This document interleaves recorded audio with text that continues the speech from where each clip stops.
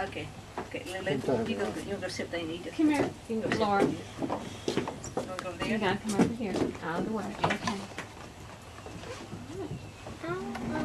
Well, now we know we're with the Murphy sisters, but we want to know who you are. So, Edna, you're the oldest. Start telling us who you are and when you were born. And Oh, not the age. When you get to my age, you don't really care. Edna Murphy Southern, born January 4th, 1936. There were 4 girls in our family. I'm the oldest. Sister Edith, and Sister Shirley, Sister Eva, and our wonderful brother-in-law, Charles Burgess, over here. And he's going to tell us about the enjoyable days of visiting when we were all dating. You don't want to know about that. All right. Let me see. We'll start talking about when we lived at the old place. It was better known as the Simmons place, and it was about a 1/4 of a mile from the main highway. And when it was beautiful, we walked to the school bus, and when it was not beautiful, Dad would carry us to the school bus area where they picked us up, and we had fun times together. Those are very, very fun times when we lived down there, and we really enjoyed each other. I'm going to share one experience, and then we'll turn it over to Eva here, and then Shirley can talk about it, and Charles can tell us whatever he wants to tell us in the meantime. One of the fun times I remember is that I always enjoyed going fishing, and there was a creek that was near our house, and I would slip off to the creek. It was not in sight of the house, and my mother especially didn't enjoy us going off without more than one of us was going. Of course, all of us were not in the same mood at the same time, but I enjoyed it very frequently. And we would go out to the barn and would dig up worms out there. It was a nice place where you could find big juicy worms. And if my mother saw me going to the barn with a mattock, she would say, "Edna, you are not going to the creek." Well, if she said I wasn't going to the creek, I wasn't going to the creek because I knew what the results would be. But so occasionally I would be able to slip off to the creek and dig the worms and go without her telling me. And if she didn't tell me I couldn't go, then that was all right. It was home base.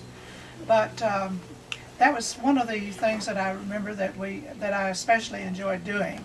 On one occasion, we had put some lines, set some lines into the creek, and Dad and some of his friends had gone off fishing, and they had set some trot lines.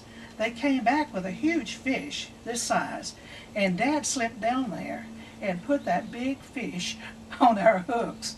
Well, needless to say, when we pulled that fish out, we were just beyond words, because we had never seen that bigger fish, and of course Dad got the most enjoyment out of it of all of us when he saw the expression on her face when we pulled it out of the creek.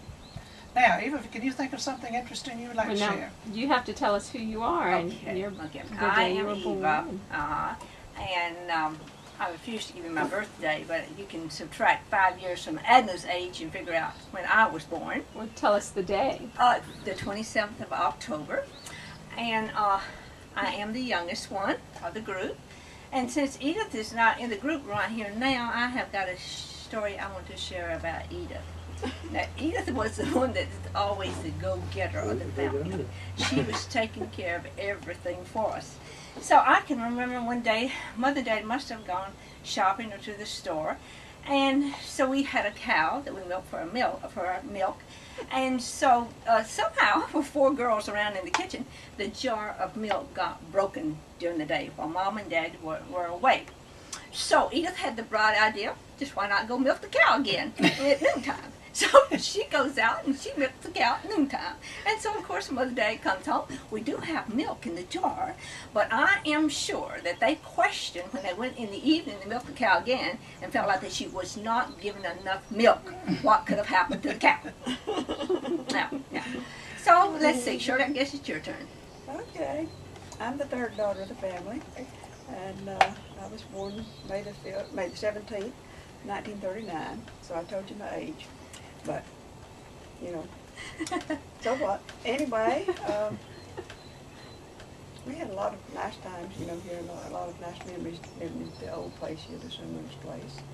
And we went to school, like Edna was telling you, and most of us went several years without missing a day.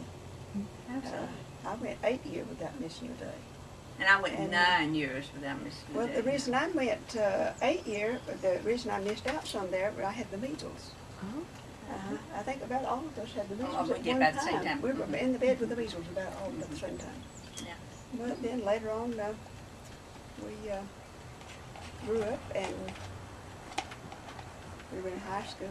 Most of us, well, in high school together. We were in the same school, and we were in high school together. And Edna was my 12th grade teacher, 12th grade English teacher. Yes. And so then I met Charles, and he was in my class at school. And so we started dating, and we dated 4 years, and then we were married. So, Tell us about your parents. Tell us first about your dad. What did he do, and when was he born?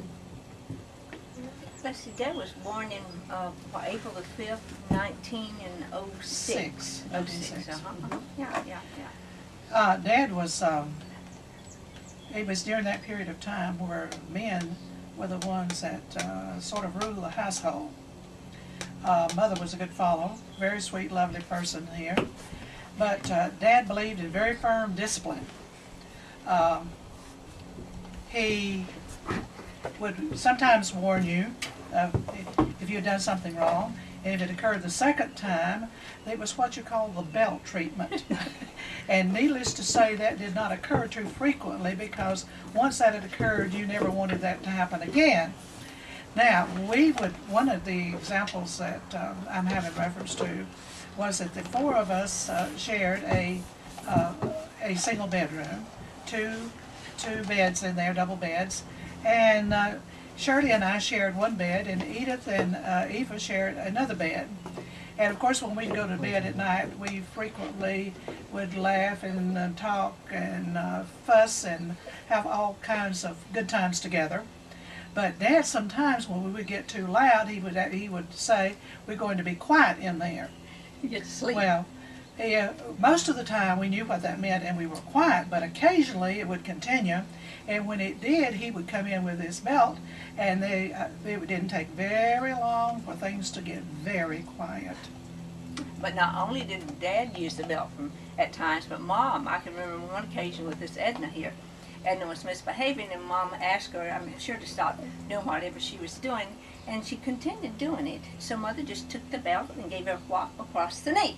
Well, Edna hollered and said, "Oh, you broke my kneecap! You broke my kneecap!" And scared Mom, thought sure she had broke her kneecap. So Mom gets down to examine the kneecap, and Edna is up there just falling over, laughing her head off. And Mother looks up and sees what she's doing. Then she really did use the belt. Yeah. Tell me again, what was your father's name? Well, Overton Love Murphy. Absolutely. And I think the name Overton came from some of the relatives that lived in Oklahoma that sent that name back, that they thought that would be a good name here.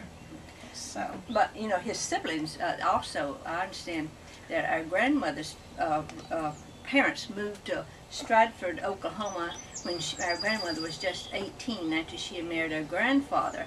So every time she would be, expecting the baby, she'd write out to her mom and dad that she was expecting a baby. So they would send names for her to name the children.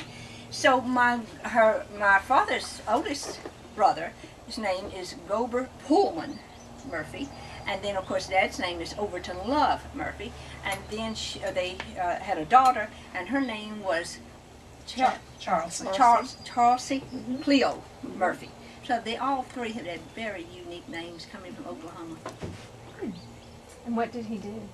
Dad had a variety of jobs. Let's see, he worked at Lockheed for a number of years. He drove, was it the Greyhound bus? Southeastern Motor Lines bus. Yeah. Okay, Southeastern okay. And then he helped run a furniture store there in town, and then he sold produce for a while. So he just had a different variety of jobs. And he even had a diploma in in cutting hair. He got this at a young age in Florida, I think, but I don't even remember Dad cutting hair. You girls? No, I don't. I don't remember that. No. And your mom, what was her name and when was she born?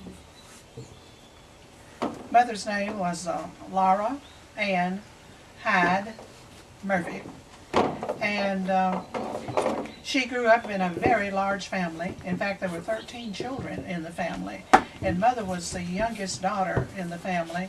She had two younger brothers. Boyd and John Hyde were younger brothers in the family here. Mother was a very loving person. She was one that could get along with just about anybody. And of course, I think part of that was the result of her growing up in the large family here. And we felt free to talk to her about anything that we wanted to when we were growing up. She was and very much concerned about our character. She was very much concerned about our religious training. She was very much concerned about our education. And of course, Dad too, both of them were very, very concerned about our education. And they were talking about going to school. In fact, we could be sick. And there was one remedy that was used first, and that was castor oil that was used. And that cured most things. But if that did not cure the things within a short period of time, they would carry us to the doctor, and then they would carry us right back to school because there was no substitute for going to school.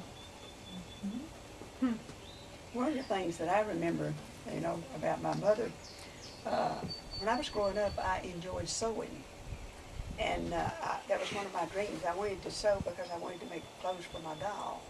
And when Mother would leave, at that time, in those days, they would leave the children with the oldest daughter. She was the caretaker, so to speak.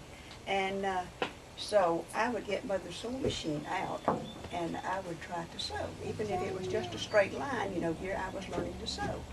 And so I remember that I must have got some very thick material, to sew on, because I would break a needle now and then. And then when I would put the sewing machine up, and I was very nervous and very scared, afraid of when she was going to find it, because I knew when she found it what I was going to get. And anyway, later on in life, in school, I took home economics and learned to sew, and that was just one of my hobbies. And then I was the only one of the daughters that really could sew and make a dress, True. So I made a lot of Mother's clothes, later in life.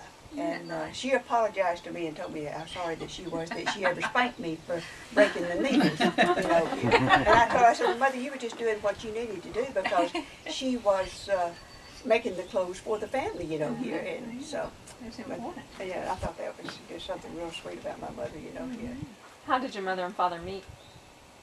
Oh, that's easy to tell you. My Uncle Bill was my mom's brother, and my Aunt Cleo was my dad's sister. And they got married before Mom and Dad did. So I'm sure that's the way they met. It was a family affair. Absolutely. What kind of foods did your mom cook? Chicken and dumplings. Oh, she made chocolate bread pudding, which was delicious. Yes. And chicken and dressing too. She made delicious chicken and dressing. Did. And of course, we always had the vegetables from the garden here, very fresh vegetables that were very good, that we enjoyed very much. And of course, we always had milk that was important to the family here. But in the summertime, when we had a garden, and I remember the fresh corn we would get from the garden, and we would bake it in the oven, and it was so delicious. Baked corn in the oven. In spring of the year, the strawberries, started coming in. And my birthday being in May, my mother would always bake me a strawberry cobbler pie, and it was just delicious. And I enjoyed it that very much. Now, Charles, you want to tell us about the courting days? I'll tell you, when we were dating, we were all dating at one time because all of us were so close to the same age. But I think Charles was one of the first ones that was on the scene, and he sort of gave the others a looking over to see if they met the standards he thought they needed to. He did. Charles always had the very beautiful cars, honey. Always drove beautiful, shiny, clean cars.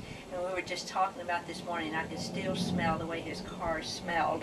And Edna was asking Charles, what did you do to get your cars to smell so well? And Charles said, I use what? Wintergreen. Wintergreen. Tell us about some of the guys that used to come down there, Charles.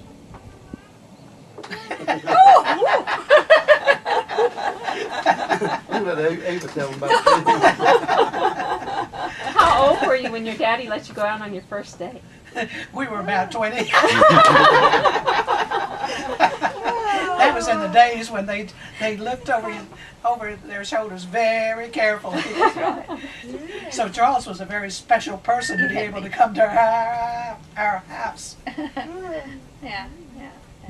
It was fun. But I can remember when we all four had a date the same night. And of course, the guys would come in the living room, and our room would be full of boys and us four girls with our friends.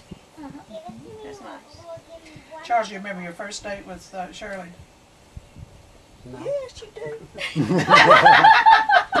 we went to Pleasant Union in the truck, the green truck. That's right, that all the girls.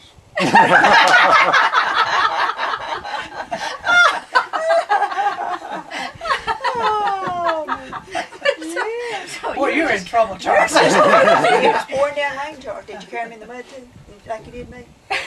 That's been at least, 48 or 49 years ago. Well, that'd But be you've been married 47. 47. But you Oh, were yeah, dated, that's what, right. how many years? That's right. Our first date was on January the 28th, 1958? No, 1956. 56. Wait a minute. Yeah, it's about right, Shirley. Back up another year. 1955, because we started dating in 55, and then we were married in 59. Okay, that's right. Were you the first sister married? No, our sister Edith was the Oh, first that's one. right. She married on on June the 21st, and Charles and I were married on June the 27th. 1 week later. And we were Lloyd and I were married on June the 11th, 1961, and Eva was married. On June the 28th, 1964. So we are all June brides. Very good. How did Edith and her husband meet, and tell us who he is? Oh, I'll tell you. He is Vernon Donahue Hagan. He was from Waycross, Georgia. And Edith had finished Reinhardt College, and she had gotten a job teaching at Fairmount, 3rd grade most likely. And Donahue was a new teacher there in Fairmount at the high school teaching agriculture. So it was a small school, and I'm sure that's exactly how they met, at that school in Fairmount, Georgia. Good. Uh-huh.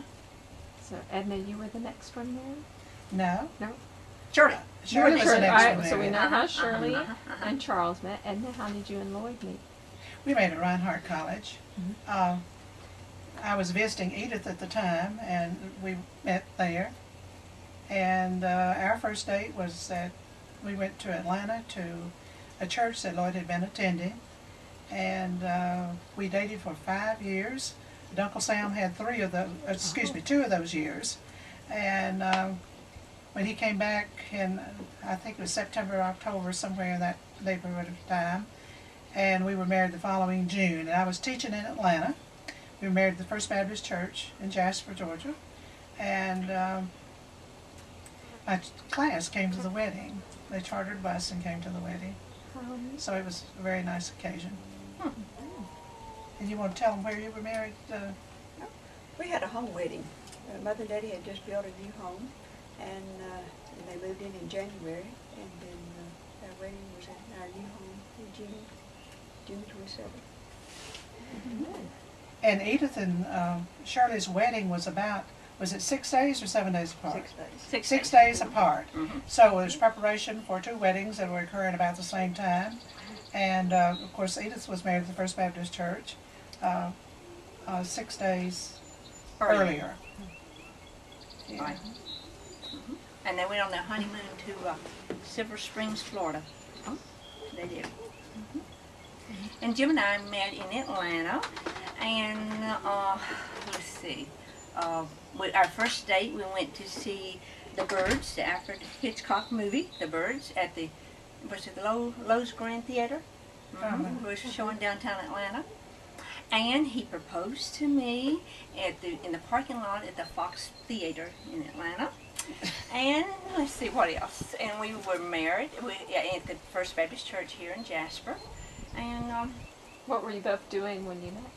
okay, we were. Let's see. Jim was working for Oxford Manufacturing Company, I think. Yes. And then I was going back to school part time and working at Life of Georgia. And then after a year of that, I went back to school full time and got a degree from West Georgia College. And Jim finished up his degree at Georgia State University. When you were growing up, what kind of chores did you have to do? Oh, I have a good chore story to tell you about Shirley and I. Okay, we did have different chores. As Edna was saying, she was in charge of washing all the dishes. Edith was in charge of making the beds. Shirley and I were in charge of bringing in the wood and the coal for the stove. Okay, all right. Now, the coal pile and the wood pile was a little distance out from the house, and so we were supposed to share this and carry the bucket ourselves and help each other carry the bucket of coal in the house. Sometimes I would be ready to get the coal ready to bring in the house, and sometimes she would be ready. If we didn't get together on it, one would go fill up the bucket of coal, bring it just halfway. We had it measured from the coal pile to the house. Bring it halfway. You set it down. You leave it there. Then it'd be the other's responsibility to take it on in the house. Was it ever forgotten halfway? No. You didn't do that. You didn't forget. You didn't forget. When that coal wasn't there to go in the stove, you would check to see who didn't bring it in. Absolutely. So what would be a story that you would tell about Shirley growing up? About Shirley growing up? Shirley has always been the organizer of the family. She always was a very truthful person. I've never found Shirley not to tell the truth. She always liked to share news, whether it was good news or bad news. So sometimes, like we said, Mother and Dad, we'd go shopping and go to the town, and they'd leave Edna in charge. And and of course, when Mom and Dad were away, we just let the cats, the kittens play, whatever.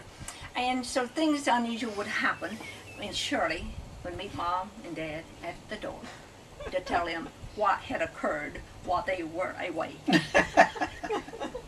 What were some of those things that occurred while they were away?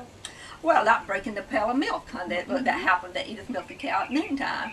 Or getting in a little fight. Oh, just fights, that's right. Or broke a dish here or there, or did not do what Mother and Dad had asked us to do while we were away. Shirley was the reporter. She gave the news on. And what did Eva do growing up? She didn't do a thing. She was always mean to me. Eva was one that wanted things that belonged to her. She had her little drawer of things, and we were not to bother them or touch them. And if you did, you were in real trouble. Now, the most of us shared very readily here, but there were some things that Miss Eva would not share with us.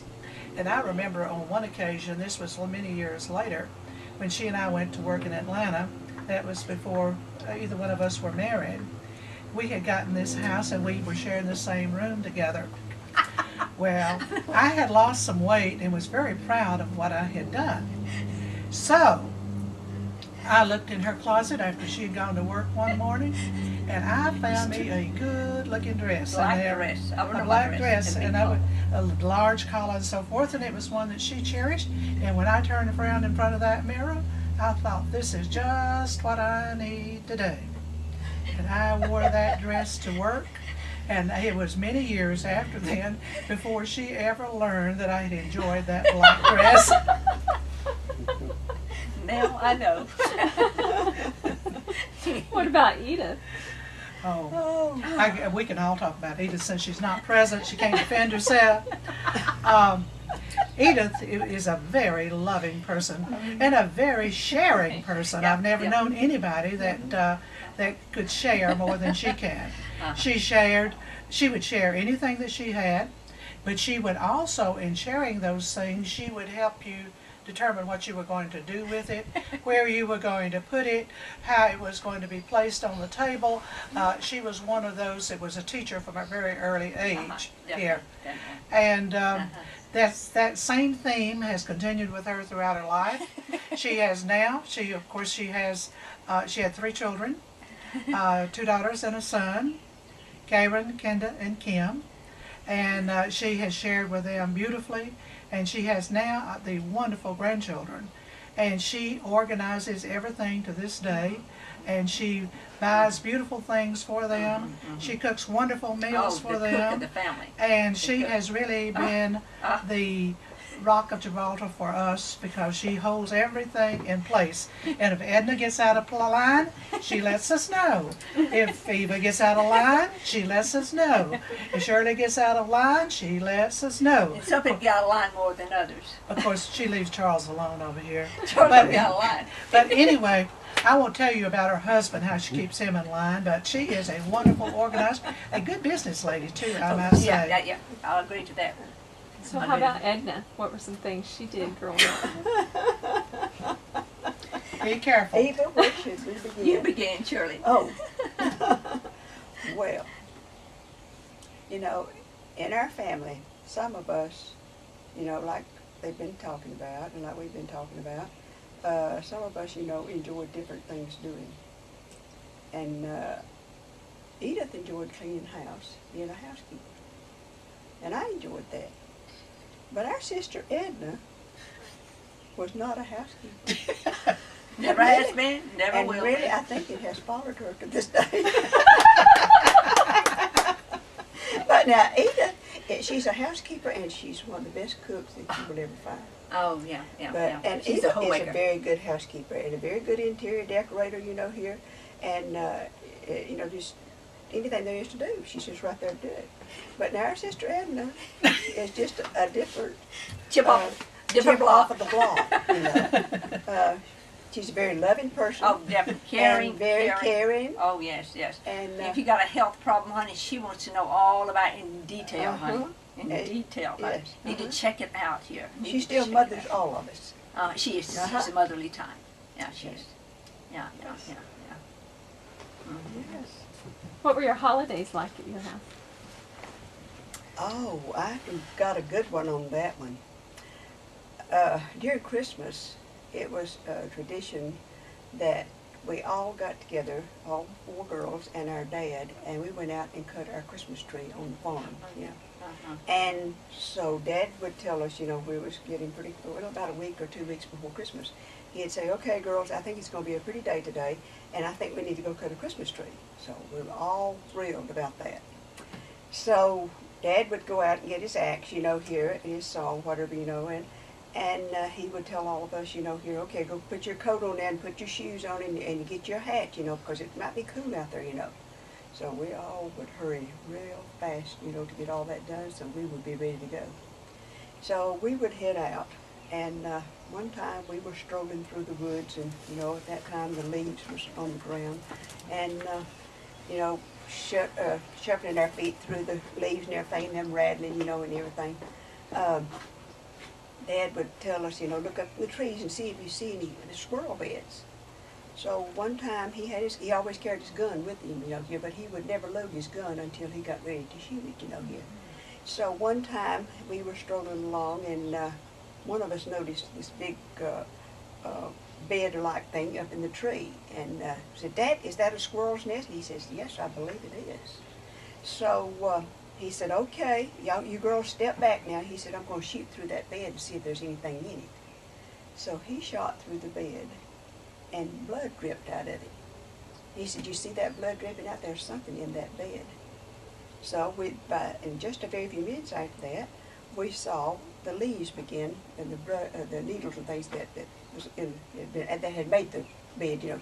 We saw them begin to wiggle, you know, and move, you know. So then in a few minutes, we all moved back because we thought, you know, something was going to be coming out of it. So in just a very few minutes, there was a big opossum fell out. Hmm. And we all ran and screaming our head off because Those we poor were little afraid girls. it was coming after us. It was already dead. Shirley, tell him what kind of tree that he cut. Cedar tree. Oh, for Oh. the Christmas tree. It was, yes, he cut a Christmas tree, and all of our trees had to be cedar, you know, because the cedar had a special odor to it, you know, here. For the house. Fragrance for the house. Uh-huh. Yes, and we would bring it back, and he would fix us a stand for it, and then we would decorate the tree. Yeah. Another fond memory with Dad with all of us in the woods was when he had rabbit traps. Uh-huh. He would set rabbit traps, and we would all go with him to check the rabbit boxes to Uh-huh. see if there was any, if there were any rabbits in the boxes. Uh-huh. Uh-huh. Yeah. Going back to Christmas, I remember that we used to hang peppermint candy canes on the tree. Uh-huh. And of course, when you would go to get them down, they would have the little bits of the cedar that would be stuck to them and so on. And many times we made our ornaments too. We made them. And of course, we still have some of the fond memories of ornaments, and some of the ornaments that each one of us probably has at our house. But Christmas was a special occasion, but it was not celebrated in the same way that we celebrate today, because our gifts were small in number, but they were greatly appreciated, and many of the things that we would receive were related to school. Uh-huh. Eva, tell me about a story where you went on a picnic and you made some fried chicken. Nancy, this was during my courting days with Jim Hicks, Kevin's father. It was with my roommate in Atlanta. Mary and I were fixing a picnic lunch for our boyfriends, and so Mary was in charge of frying the chicken. And needless to say, Mary had not had very much experience in frying the chicken, so by the time she fried the chicken, it was pretty brown on the outside, but she fried the chicken too fast. And so when we got to the picnic site, we started eating the chicken, and Kevin, you know how your dad is about raw meat. When he pulled open that chicken, honey, it was still red inside. So needless to say, no one ate Mary's chicken. So I up front told Dad I did not fry that chicken. Absolutely. Charles, did Shirley ever make a bad meal? No, she always made good meals. That's pretty good. Very good. Charles, didn't she used to bake you a cake almost every week? Yeah. She did. Until we had to put on too much weight. I enjoyed baking. I enjoyed it very much, and you know, by the time we had one ate, I would bake another one. And if I remember correctly, one of Charles's favorite foods was peanut butter, wasn't it? Didn't you enjoy peanut butter? If I remember correctly, yes. One of my favorite too. Mississippi mud cakes, mud pie cakes. Mm-hmm. Is another one. Yeah. Egg pie was his favorite dessert, and I remember his mother telling me about that before we were married. But after we were married, I tried and tried and tried, time and time again, to make that egg pie, you know, just like she made it. Well, that was totally impossible. I just never reached that goal. I'll tell you something about Charles. He had a little sister, and she was, I guess, about 4. was she 4 or less than 4? She seemed younger than that to me. Uh-huh. But anyway, occasionally, Charles would bring her with him on his date, and that was such a treat. She was such a beautiful little girl, and I could still smell that baby oil that she would have on her that smelled so nicely here. And we really loved Linda. Oh, we'd love to see Linda come. Linda to death. And then after they were married, and a period of time afterwards, when their daughter was born, Dinah, she looked precisely like Charles's little sister. In fact, if you get the pictures and look at them now, you would hardly know which one was which. And Dinah has grown up to be a beautiful, sweet girl too, and we love her very, very much. Did any of you girls ever go on double dates together? Yes. Oh yeah, Shirley and Charles did. Myself, we went on lots of double dates together.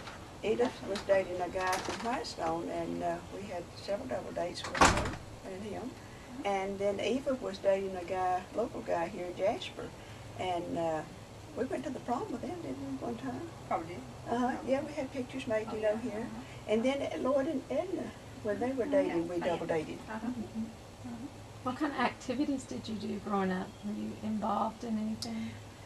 Well, as far as dating was concerned, there were not very many places that you could go. You could go to the local theater, and Western movies were showing at that particular time. And Lloyd thought I just love those Western movies, and I cannot tolerate Western movies to this day. But he didn't know it until She later. misled Lloyd. And I think, Charles, how much were the movies back then? Were they 25 or 35 cents? Something like that. Well, you could have a big date on $2. Yeah. We're talking about what, 48 years ago, Mhm. 49 years ago? Uh-huh. Yeah. Of course, we went to church. That was Mhm. we all went to church, carried our dates to church. Yeah, yeah, yeah, yeah. Charles carried me one time roller skating. He had been up to LJ, they had a skating rink up there, and he had been up there with some of his friends, so he carried me up there one time, and I put on a pair of skates, and I just thought, well, that was the easiest looking thing I'd ever seen anybody ever do, and I'm just going to do that too. And I got out there, and I hit that floor. And I haven't forgotten that till this day. Charles was probably good with Oh, skating. yes, he can Probably skate very well. more. Jim and I used to go roller skating. Yeah. Yeah, yeah. He's done some ice skating too, and then later on in life, Dinah, when she came along, she enjoyed roller skating and ice skating too. But I just never was able to do that. You talked about Charles's cars earlier. What kind of cars did you have growing up? Your family cars? I had 57 Ford first and a 56 Pontiac. He's had so many that you would not believe. Those were just the early ones, weren't they, Uh-huh. Charles? Yeah. Sometimes we was walking, I'd sell what we had. Yeah. Have to borrow one to get home. Oh, yeah. I had a 1950, my first car was 1950 Ford, and I thought that was the prettiest thing I'd ever seen. It was burgundy and color here, and at the time when the car was bought, I was not able to drive very well, and I remember my mother was out at the barn, and I had all my sisters, I think, in there, and I decided we were going for a little drive. So I pulled it in gear, and I started up over the hill, and I can still remember my mother screaming, "You're not going anywhere in that car! You're not going anywhere in that car!" We were going to the car. And let me tell you some more about that little trip. We went over in the Jerusalem section, and then we turned and made a right turn over there and started out toward Ludville. And we got over there, and there was a little hill there, and this car was a straight ship. And we started up this little hill, and Edna did not change gears fast enough, so it went dead. So I said, Edna, do you want me to get over there and get it out and then let you have it back? Yes, I think you need to do that. So I got over there, and I did. I got over there, and I cranked it up, and I had to let out on the clutch right fast, like, you know, and give it some gas. Yeah, I think I spun a wheel or two, you know, here. But we went up the hill. And then she drove back. Who taught you all to drive? Who taught us to drive? Probably kind of handed it down. I Well- had driver education in high school. Yeah. Well, I didn't have driver's education. Daddy, I guess, really taught us how to drive, but he was not a very patient person in teaching you to drive. He expected perfection out of you very quickly here. Yeah. But as soon as Fast I was learners. able to move on my own, I think I was what you call self-taught. So, yeah, I think most of us did that way too. Yeah. What other stories do you remember about growing up?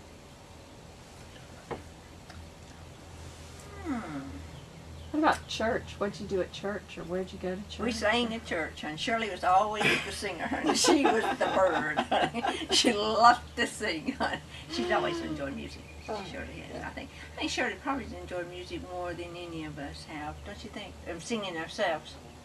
Yeah. Probably did. She was more into the music, I think. Yeah. Of course, we all thought we could sing, and so we would gather together, the four of us, in front. We would practice in front of Aunt Mag, and she was the oldest person that we knew, And she thoroughly enjoyed listening to us, and she would just sort of clap her hands and laugh when we would finish. Encouragement. And encouragement to finish with here. Yeah.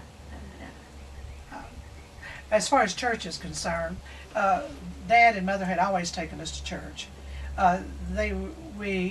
During this period of time, we would many times visit different churches, not just one church. And but the church that we attended most frequently was Jerusalem Baptist Church there. And I became a Christian at the age of 18. And when I was baptized at Jerusalem Baptist Church, Mother and Daddy had been Christians for years, but they'd never joined a church. So all three of us were baptized in a creek at Jerusalem Baptist Church. I think Edith and Shirley and I were baptized at the same time too. So that was kind of amazing. 3 and 3. Yeah, yeah. But getting back to singing, I think my dad almost gave me a complex about singing because I'm left-handed, all right. And you know, I would be singing, he would say, "Eva, I believe you sing left-handed." So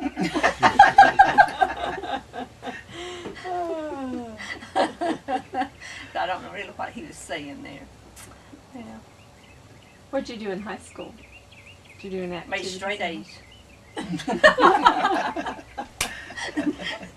No, we did well in school. We always enjoyed school, and like we said, our attendance was excellent. We were in different activities at school, and our school was very small. I remember there was about 74 in our graduating class, and I bet yours was even smaller. 24. And Shirley, how about yours? 37. 37. So even though it was rather small classes, but it was a fun school. Had lots of good friends and lots of fun together. Yeah, yeah. One thing I remember about high school, in my senior year, I had physics in all my subjects. You know, anything I was trying to, you know, maintain A's, but I had physics as one of my classes, one of my subjects, and Charles was all the time, you know, getting out, you know, being exempt from his test. If you had all A's in your subjects, then you were exempt. So I thought I just had it made, and so when it came time for the exams, I went around to the teachers to see what my average was in the subjects, and I had all A's in everything except the subject of physics, and my teacher was our principal. But I think I had something like an 87. And it just made me sick. I mean, it just really did upset me that I had that 87. So I thought, all right. I went ahead, I took the test, you know, and everything. But the next quarter, that was the last time I had to take the test during the year, because I was determined I was not going through those exams anymore unless I just had to. And so that was the last time I took exams in my senior year. Good for you. You mentioned your Aunt Mag listened to you sing. Do you have other memories about her? Well, let me tell you, yes. Oh, yes. My sister to the right, That would be me. Miss Eva, had the personality of Aunt Mag. Delightful lady. In fact, she has some of Aunt Mag's things to this day that's displayed in her house. I think she has one of her fans and maybe her hat and I don't know, a trunk and some other things that she had. She had brown eyes. She was an old maid, had never married. Very quickly spoken. What she said, she meant it. One of the things I remember about her house when we would go visiting there as a child, that she had grapes that were hanging around everywhere, lovely, delicious grapes. But when we went, our dad had trained us well. You didn't bother Aunt Mag's grapes. So we would look when we would go as children, but we did not touch. Now, occasionally when she was in a good mood, she would share, but we were very well disciplined at an early age. One thing that I remember about Aunt Mag, she had the most beautiful pine cone shape, you know, earrings. And I know they were 14 karat gold. It might have been 18 karat. But anyway, she wore them all the time. And I can just remember seeing that she had this little cap that she wore over her head. And at that time, we had never seen her without that cap over her head.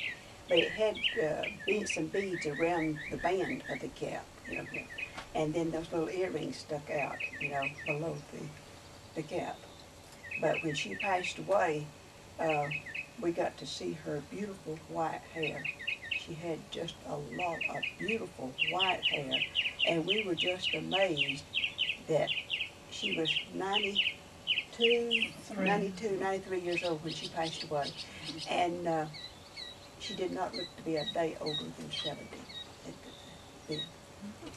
Another thing about her that sort of amazed us too, she wore a wedding band. She was an old maid. She wore a big, wide, gold wedding band.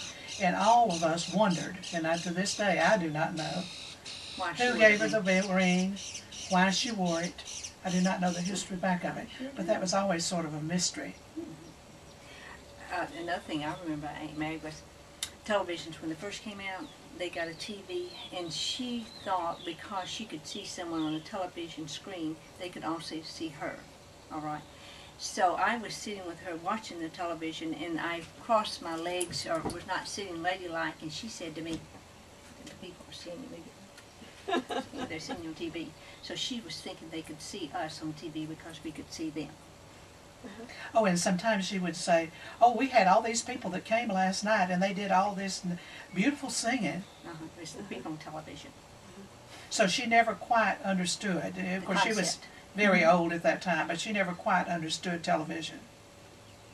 Who were some of your other aunts and uncles? Oh, we had lots of them. Aunt Cleo was the character on the bill. Oh, she was good. That was Dad's sister, Aunt Cleo. She was a very verbal lady, and she was, she didn't hesitate to tell you her opinion of things. She was very verbal. Who else? And she used a lot of drama in her conversation. In fact, she was just constantly waving her hands to and fro in conversation. All the time. But when she was very young, she was very, very neat and a very good housekeeper. And she would iron, I know her, she would even iron the sheets and everything, and they were starched. And she was just immaculate with the way she took care of her house. That was Dad's sister. And Mom's sister, Aunt Mamie, was a very nice aunt also. She she was married, but she never had any children of her own, and she was a very sweet, caring lady. We enjoyed visiting with her. In fact, she gave me a churn I still have in the house. Yeah, yeah. And she gave Kevin a $2 bill. I think he still has. Yeah. Did you ever take very many trips? We were tripping constantly, but it was not a long distance, you know, here. Of course, some of the earlier cars I remember was Model A Ford here. And I think one time we really moved uptown, we got some kind of Buick that was in there at a very early time. Yeah. But we would go to such places as J, Blue Ridge. We would go to Cartersville, Georgia. We went to Calhoun. We went to Dalton. We went to Chatsworth. We would go over Fort Mountain occasionally. So Dad enjoyed traveling, and we were usually in the back traveling with them. And they were usually not long trips or overnight trips, but many times we would go to Atlanta. And one of the things that I remember, of course, Mother was a large lady here, and she would have difficulty at that time finding hose that were appropriate. So we went to Rich's. We'd go to Rich's frequently to downtown, and she would buy what they called then outsize hose. And the hose had a black seam up the back, and the heel would have a black heel part of the time here. The design on the back. And so, and of course, I remember the pink pig and everything, you know, at a very early age at Rich's downtown. But also, I remember riding in the car, which I don't think was quite fair, but this is the way we sat in the car. Okay, Dad, of course, would drive. Mother would sit in the middle next to Dad. Edna would get to sit in the front seat next to the window. Edith and Shirley and I would have to fit in the back seat. Yeah. And many times they would stand up in the back, and I can still hear my dad to this day sit down say, in the seat. No, he No didn't seatbelts. He didn't say sit down in the seat. He would say, get off the roost. Sit back in your seat. Get off the roost. I remember at the table the way we ate for each of our meals. Mom and Dad would sit on one side of the table, and Edith and I would sit on the opposite side of the table. Edna would sit at one end, and Shirley would sit at the next end. Okay. And now look at Shirley, how thin she is, okay? But as a child, I remember her, she was rather plump. She loved her biscuits, honey. All I can remember is Shirley asking the biscuits to be passed to her. The biscuits. And I sat next to Edith, and since Edith is not here to defend herself, she was always eating off of my plate. She was always eating off of my plate. Oh, well, remember that. Yeah. When you went into town, how did you dress? I can't remember anything particular about that. Well, dress. you always dressed as school dress and so forth here. And of course we were ones that you never left home unless you were what we call dressed up here, or presentable here. And of course when you went to church you wore the very best that you had, and your hair had to be done. And another thing that during school time, my dad used to buy shoe polish by the cases. He would, and we would wear saddle Oxfords, white and brown saddle Oxfords usually. Later we would wear loafers, but those things had to be polished and shined. And you were nobody if you didn't have on snow white socks. That was one of the things that I remember. And of course when we got on the school bus, you try to hide your shoes to keep anybody from stepping on your shoes. What kind of games did you play growing up? Shirley and I played hopscotch. Out We under the also oak tree. played horseshoe. We played horseshoe a lot. You were right. We played horseshoe and hopscotch. That was our favorite summertime game to play out there. Oh, and another summer activity we did together. You can tell my sister here is kind of dramatic-like, where she loved portraits. She loved to read portraits. Okay, all right. So she would take her little sister, myself, and we'd sit in this special chair under the walnut tree, and Edna would really read these fabulous poems to me, and then I would want to turn to read, you know. She didn't give me my turn. She was always reading, honey. You got your turn. Didn't get my turn. Did not. And talking about games, we would also play knock the can. Oh, yeah, yeah. And was it Ant Me Over or something? Is that what you call it? Where you throw the ball over the house? And of course Dad didn't enjoy us throwing the ball over the house because it was going to ruin the roof, you know, here. But and if you caught the ball on the other side, then you ran around and hit somebody on that side. So I don't know whether that was self-invented or whether that's really an old game, but that was one of the things. And we played marbles. Oh, yeah, Uh-huh, shot we did. marbles. Sure you did. Yeah. Did you have any animals growing up? Dad had Cows farm and animals dogs. there all the time. We had dogs. Yeah. We had dogs around. No cats. We were not allowed to have cats. Why could you not have cats?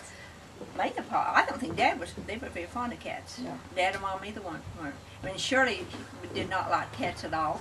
I can remember when a stray cat would come around the house. Shirley would stand near the chimney with a broom, ready to sock those cats when they came around the house. Now Edith had a dog. Edith always liked dogs. Dad always loved dogs too. Whereas Dad would use the dogs and Yeah. carrying them hunting and Yeah, so yeah, forth. yeah. Edith and Dad were a lot alike in lots of different ways. Yeah, yeah. What kind Another of dog? Oh, Another thing I remember about growing up, that Eva and I always played dolls. You know, we played house with our dolls. And I had a doll, and her name was Mary Ann. And Eva's doll was named Olivia. That's right. So this was one of the strangest things that happened when Kevin and Nancy's oldest child was born, and they told me her name, and I said, "What?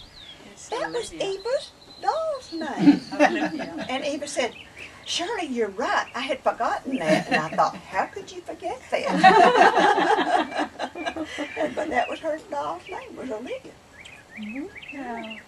Now, there being 4 of you, did 2 of you kind of pair up against the other 2? Absolutely, Uh-huh. absolutely. Well, Edith and I have always got along well together. We were always very good partners together, got along nicely. And of course, they were only left Edna and Shirley together, and they never got along. They fought like cats and dogs lots of the time.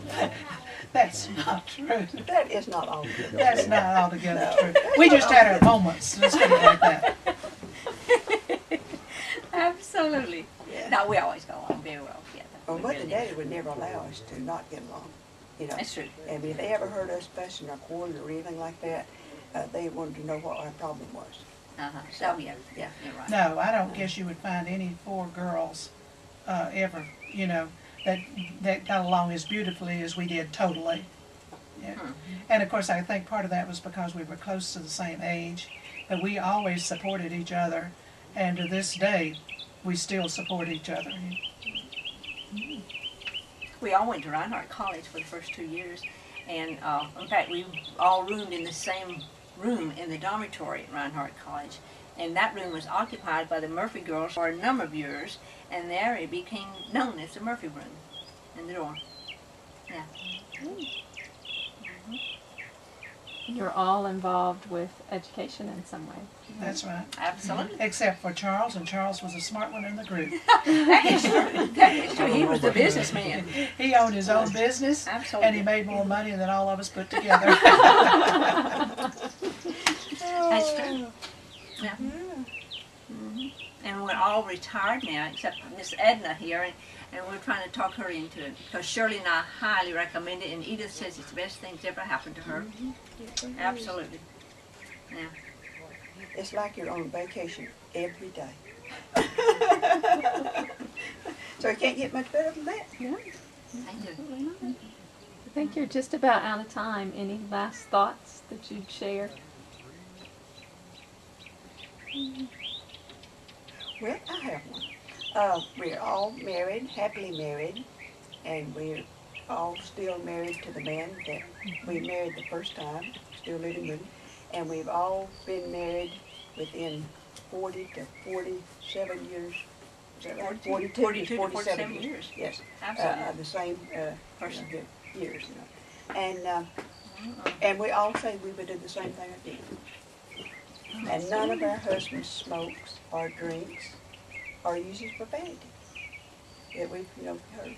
So I think that's pretty good. But my dad always said, he said, before we got married, we started dating, he said, if I get a son-in-law I don't like, I'm going to give him to Laura. That's Mom's, okay?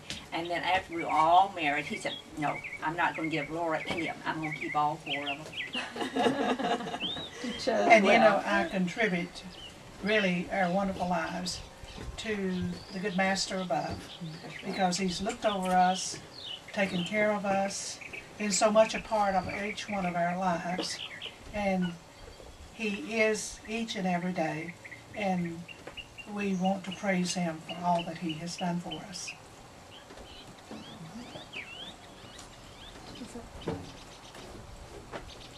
Anything else? Is I that it? think that's it. All right. Very good. Okay. Did they get it all right, Edith? Well, hey, how much was the truth? Yeah. They did pretty good. Their memory's quite well, really. Well, okay. Yeah. Okay. And they still got good memory. What was left out that we need to add, Edith?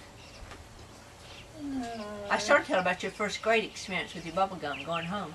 Yeah, and also about when Aunt Mag died, Yeah, putting it, yeah. and I Yeah. spent the night with her, putting her false teeth in. Yeah, I thought about that, and I And thought then, that's Edith's story. I'm not going to Undertaker tell came it. and they wanted to know why she had her teeth in. Did she wear them all the time? And I was quite young at that time. And I said, no, I put them in after she died. And the guy said, would you come work with us? Because she remembered to do that. She did. Yeah, yeah. Tell Nancy didn't hear your experience about the measles. Measles. Oh, was it measles or pneumonia? No, it wasn't Oh, it's pneumonia. school, going home from school. I was in first grade, and we lived near Jasper up here, about a mile, maybe a mile and a half from school. And the teacher said, well, you got the measles, you're going home. And I just left the room to go home. And she didn't say, somebody's going to pick you up. And as I was walking up from the school, I came by the jailhouse there on the corner. Kevin probably knows where that is. And I thought, oh, I left my lunch money. I want my lunch money. I'm going to stop and get me some bubble gum on the way home. And I went back to school, got my 10 cents. That's what lunches were. And I stopped to get me some bubble gum on the way home. And I was almost there when a sheriff came by and picked me up and carried me on home. Can you imagine a child going home by themselves? Not today. No way. No way. But you know, it was a different period of time. People were kind. Most people knew us and so forth there. And I never remember hearing of any child ever being hurt in any way. You could even Because leave school and go uptown if you wanted to, even if you're a first grader. Or if you want to do it at lunchtime, you want to go eat lunch, if you could. Or if you want to go uptown and get your RC in the moon pie, whatever you want to do, you can do it. And everybody always came back after lunch, they didn't go anywhere else. I remember that. Yeah. His dad would come by the station and pick up he and his sister, Joyce, down here, and take them home for lunch and bring them back. All right, Kevin, how'd we do? Fine, great. All right. now, do we see the results of it? I'll get your copies. You don't have, you can't show it now. I can't right now. You can? Mhm. Okay.